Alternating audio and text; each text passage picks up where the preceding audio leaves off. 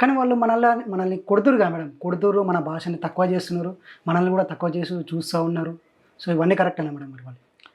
ఈ విషయం పైన చాలామంది ఏం చేస్తున్నారంటే ఇదే మాట్లాడుతున్నారు. కొడుతున్నారు, వాళ్ళు తక్కువ చేసి చూస్తున్నారని మాట్లాడుతున్నారు.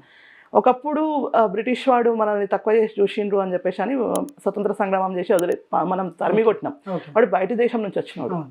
వాడిని పంపించేసినాం మనం. తర్వాత ఏమైంది, మనము ఇక్కడ ఉన్నటువంటి నైజాంని కూడా మనం ఎదిరించి పోరాడినటువంటి గడ్డ మనది తెలంగాణ గడ్డ, అవును. పౌరుషాల గడ్డ, ఉద్యమాల గడ్డ. ఈ దినం మనం ఇక్కడ ఇంత స్వేచ్ఛగా ఉంటున్నామంటే కారణం ఎవరంటే సర్దార్ వల్లభాయ్ పటేల్ గారు. ఓకే. అవును. దేశం విడిపోయిన తర్వాత మన రాష్ట్రం విడిపోయింది. మన రాష్ట్రానికి స్వతంత్రం ఎప్పుడు వచ్చింది, హైదరాబాద్ స్వతంత్ర సంస్థానానికి అని అంటే 1948లో వచ్చింది మనకు. ఓకే. కాబట్టి ఇది మర్చిపోతున్నాం మనం. సెప్టెంబర్ 17కి ఎందుకు చేసుకుంటున్నాం మనం? హైదరాబాద్ విమోచన దినోత్సవాన్ని చేసుకుంటాం కదా. ఓకే. మరి ఆ రోజు ఒక గుజరాత్ వ్యక్తి మనకు స్వతంత్రం తెప్పియకపోయినంటే నిజాం ఏమనుకున్నాడు, తీసుకుపోయి మేము పాకిస్తాన్లో కలుపుదామని చెప్పేసి డిసైడ్ అయినా ఆయన.